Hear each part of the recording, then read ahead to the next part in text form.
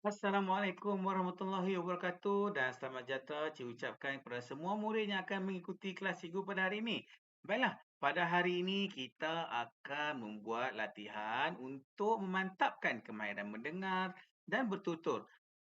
Buku teks, halaman buku teks yang akan jadi rujukan kita ialah halaman buku teks muka surat 8 hingga 9.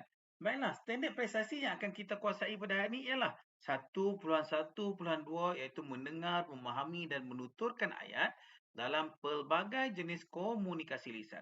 Baiklah, jadi arahan yang diberikan ialah berdasarkan bahan jalankan simulasi sesi dialog antara pengerusi persatuan penduduk dengan ahli jawatankuasa untuk membincangkan masalah kebersihan di kawasan perumahan.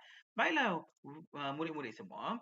Jadi apa yang cikgu cuba sampaikan di sini ialah untuk mendapatkan satu sesi perbualan atau sesi dialog atau simulasi cara mendengar dan bertutur dengan baik, kita perlu membezakan ayat-ayat yang ingin kita sampaikan. Terdapat 4 jenis ayat utama iaitu ayat penyata, ayat tanya, ayat seruan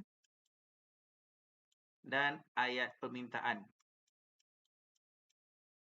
Ayat penyata ialah ayat yang menyatakan maksud secara jelas. Ayat tanya adalah ayat yang untuk kita bertanya yang menggunakan kata tanya seperti bagaimana, siapa, bila. Ayat seru yang menggunakan ayat seruan, perkataan kata seruan iaitu wah, bagai, ada tanda seru. Dan ayat permintaan ialah ayat yang ada ayat silaan, ada ayat arahan, ada ayat suruhan, ada ayat macam-macam lagi ayat. Semua ni ayat permintaan. Okey. Secara amnya sebegini, baik. Sebelum kita mulakan sesi komunikasi lisan bersama rakan-rakan, semestinya kita perlu kenal pasti jenis-jenis ayat ini. Baik, kita lihat ya. Papan tanda larangan membuang sampah letakkan di sini nampaknya tidak memberikan apa makna pada penghuni apabila terus membuang sampah. Ini adalah ayat penyata. Sekadar ayat penyata saja. Ayat penyata. Perbuatan tidak betul ini menyebabkan pandangan kotor dan bau busuk. Keadaan seperti ini tidak boleh dibiarkan. Ini juga ayat penyata. Kalau begitu, usah bertangguh lagi. Ini ayat permintaan. Usah. Usah. Ada perkataan usah, ini ayat permintaan. Ini ayat permintaan. Usah, maknanya dia tidak benarkan. Ayat larangan, ini ayat larangan. Sejenis ayat permintaan juga. Ayuh, kita laporkan hal ini penduduk. Ini ayat seruan. Okey, ini ialah ayat seruan. Ayuh, ada perkataan ayuh. Jadi ayat seruan lain cara baca dia ya. Lain cara bacaan kalau ayat seruan. Okey. Bolehlah beliau mengadakan mesyuarat dengan jawatankuasa penduduk untuk tekan seterusnya. Okey, ini baru ayat penyata semula. Okey, bagaimana pula dengan rakannya yang sebelah ni? Betul cakap kamu. Okey, ini ayat penyata. Lampin pakai buang, pembungkus makanan serta sisi buangan dibuat walaupun terdapat yang disediakan oleh pihak kuasa tempatan untuk kemudahan orang ramai kira-kira 100 meter dari tempat buangan sampah jarak ini. Okey, ini pun ayat penyata. Okey, setuju. Ini ayat boleh jadi ayat seruan, tapi sebab tak ada ayat seruan kan, tapi kita boleh baca sebagai ayat seruan ataupun ayat penyata biasa. Okey, cikgu nak baca nanti sebagai seruanlah. Kita perlu bertindak segera. Kita perlu bertindak segera ini ayat permintaan. Ayat permintaan. Okey, arahan. Penghuni taman seharusnya mengubah sikap untuk sama-sama menjaga kebersihan seterusnya mengelakkan diserang sebagai penyakit yang mempunyai di kawasan kota ini. Ini ayat penyata saja. Okey, baik. Jadi kita dah tetapkanlah. Kita tetapkan ayat apa untuk apa. Kemudian barulah kita boleh mulakan latihan komunikasi lisan kita.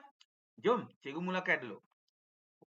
Cikgu mula dengan cara cikgu, kemudian murid akan buat dengan cara murid dengan kaedah yang sama, dengan penetapan yang sama, tapi bersama dengan rakan-rakan. Baik, cikgu mulakan.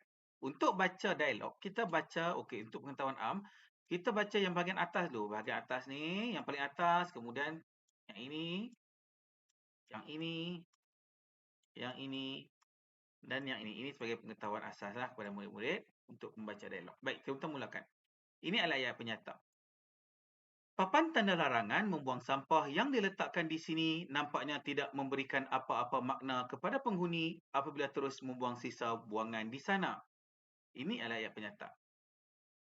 Bagaimana pula dengan jawapan yang juga ayat penyata? Betul cakap kamu. Lampin pakai buang, pembungkus makanan serta sisa buangan dibuang di sini. Walaupun terdapat tong sampah disediakan oleh pihak berkuasa tempatan untuk kemudahan orang ramai kira-kira 100 meter dari tempat pembuangan sampah yang tidak diiktiraf ini. Ayat penyata dan ayat penyata. Dijawab pula dengan juga ayat penyata. Perbuatan tidak bertanggungjawab ini menyebabkan pemandangan kotor ditambah bau busuk. Keadaan seperti ini tidak boleh dibiarkan. Baik, selesai untuk bahagian ayat penyata. Dijawab dengan ayat seruan, kemudian disambung dengan ayat penyata. Ayat permintaan, ayat seruan, ayat permintaan dan ayat penyata. Setuju? Kita perlu bertindak segera. Penghuni taman seharusnya mengubah sikap untuk sama-sama menjaga kebersihan. Seterusnya mengelak diserang pelbagai penyakit yang berpunca daripada kawasan kotor ini. Dijawab dengan ayat seruan. Kalau begitu, maafkan cikgu, ayat permintaan. Kemudian ayat seruan. Ayat permintaan dulu. Kalau begitu, usah bertangguh lagi. Ayat seruan. Ayuh, kita laporkan hal ini kepada pengerusi persatuan penduduk. Dan ayat penyata.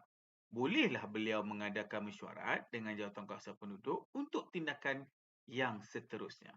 Baiklah, cikgu dah tunjukkan simulasi secara berasingan bagaimana nak menyebut atau nak merakamkan suara kita, merakamkan emosi kita dalam setiap ayat-ayat yang berbeza, iaitu ayat penyata, ayat seruan, ayat tanya dan ayat permintaan. Jadi cikgu telah bagaimana cikgu tunjukkan macam mana cikgu merakamkan emosi ataupun cikgu menunjukkan bagaimana kita menggambarkan emosi kita mengikut ayat-ayat yang berbeza.